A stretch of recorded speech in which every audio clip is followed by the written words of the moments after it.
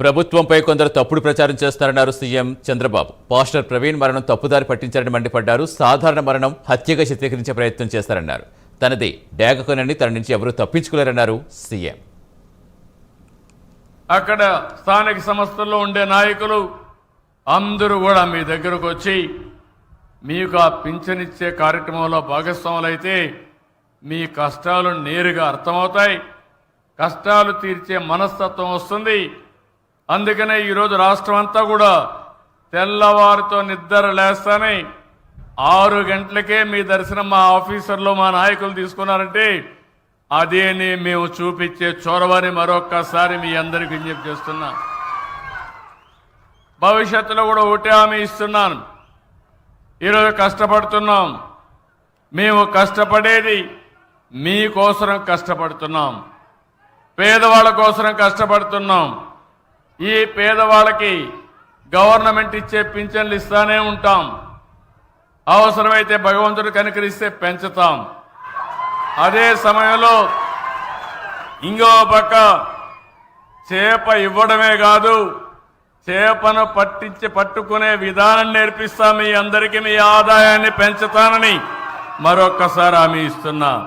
ఒక్కొక్కసారి నేను ఉచితంగా ఇస్తున్నానంటే గ్యాస్ కంపెనీలు కూడా సరిగా చేయకుండా మీ దగ్గర డబ్బులు తీసుకునే పరిస్థితి వస్తున్నారు. నేను ఇచ్చేది డబ్బులు మీకు కానీ గ్యాస్ కంపెనీలకు కాదు. అందుకే ఇప్పటి నుంచి 4 నెలలకు ఒకసారి మా ఆడబిడ్డల అకౌంట్లో ఆ డబ్బులు మీ అకౌంట్లో వేస్తానని మరొకసారి మా ఆడబిడ్డలందరికీ హామీ ఇస్తున్నా. పంచాయతీలకి 990 కోట్ల రూపాయలు బకాయిలు పెట్టి వెళ్ళిపోయారు. దానివల్ల ఫైనాన్స్ కమిషన్ కూడా డబ్బులు ఇవ్వలేదు. ఆ డబ్బులు ఇచ్చి మళ్ళా ఫైనాన్స్ కమిషన్ డబ్బులు తీసుకొచ్చాం. మిత్రుడు పవన్ కళ్యాణ్ గారు డిప్యూటీ సీఎంగా ఉండి ఒకే రోజు అన్ని పంచాయతీల్లో పనులు ప్రారంభించారు. నేను ఈ జిల్లాకు వచ్చి ఇనాగరేట్ చేశాను. 4,500 కోట్ల రూపాయలు మళ్ళీ పల్లె వెలుగు కింద 30,000 పనులకు శ్రీకారం చుట్టాం. అవన్నీ పూర్తయినాయి. ఇప్పుడు మళ్ళీ ప్రారంభిస్తున్నాం. ఈ విధంగా మీరు ఒకసారి చూస్తే మళ్ళీ నరేగా పనులన్నీ చేసి గ్రామాల్లో వెలుగులు తీసుకురావడానికి ముందుకు పోతున్నాం. కేంద్రం డబ్బులు ఇస్తుంది. 94 పథకాలు ఉన్నాయి. అన్నీ కూడా వాళ్ళు ఇచ్చిన డబ్బులు డైవర్ట్ చేసి రాష్ట్రాన్ని బ్లాక్ లిస్ట్లో పెట్టే పరిస్థితికి వచ్చారు. అదే మరి గిరిజనులకు హామీ ఇస్తున్నాం. మీ ఇంటి పైన సోలార్ పెట్టుకోండి, రూఫ్ టాప్ ఉంటే పెట్టుకోండి. మీరు ఒక్క పైసా ఇవ్వక్కర్లేదు, మేమే ఖర్చు పెడతాం. ఉచితంగా మీకు కరెంట్ ఇచ్చే బాధ్యత నేను తీసుకుంటానని హామీ ఇస్తున్నా. మీరు వాడుకొని మిగిలిన కరెంటు వస్తే చెప్పండి, ఆ కరెంటుకు కూడా డబ్బులు ఇప్పిస్తా. అంటే ఒక్కొక్క యూనిట్కి ₹2.8 చొప్పున తిరిగి మీ అకౌంట్లో డబ్బులు వేసే బాధ్యత నాది. ఒకప్పుడు ఎండ లేనప్పుడు కరెంటు రాదు, రానప్పుడు గవర్నమెంట్ ఇస్తాం. మీరు బాగా ఎండున్నప్పుడు కరెంటు వస్తుంది, దాన్ని మళ్ళా డిపార్ట్మెంట్కి ఇస్తే స్వాపింగ్ కూడా చేస్తామని చెప్పి నేను మీకు తెలియజేస్తున్నా. బీసీలందరికీ హామీ ఇస్తున్నాం.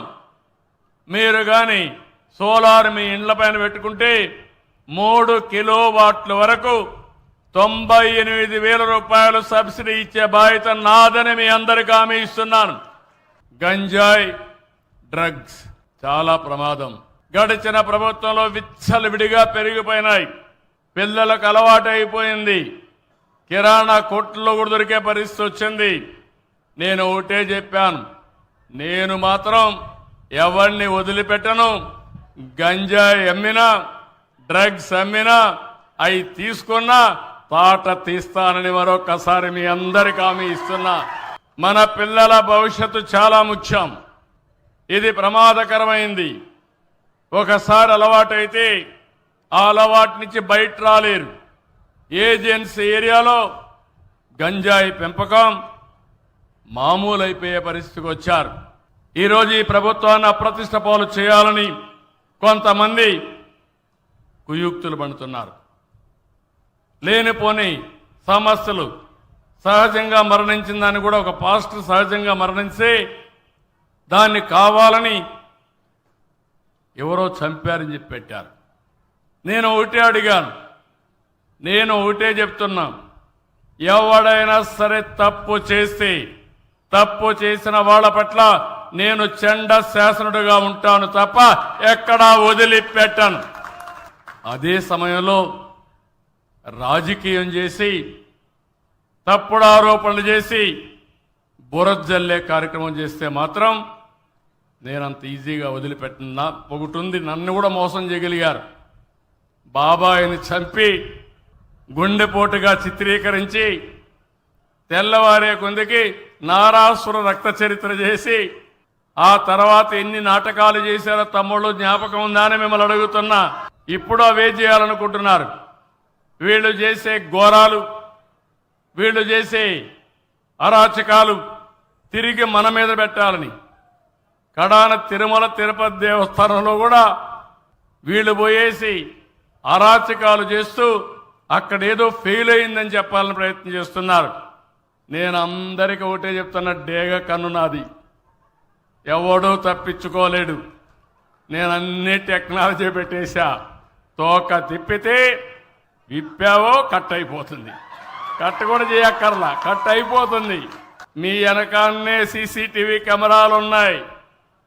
నువ్వు ఎక్కడ పోయినా దాగలేకుండా ఉండేడుగా డ్రోన్స్ ఉన్నాయి. నిన్ను కనిపెడుతూ ఉన్నా. నేను ఉండను కానీ నేను పంపించినట్టు ఏదో ఒకటి నీ ఎంటాడుతూనే ఉంటుంది. తప్పు చేసిన వాడికి మాత్రం శిక్ష తప్పదని మరొక్కసారి హామీ ఇస్తున్నా.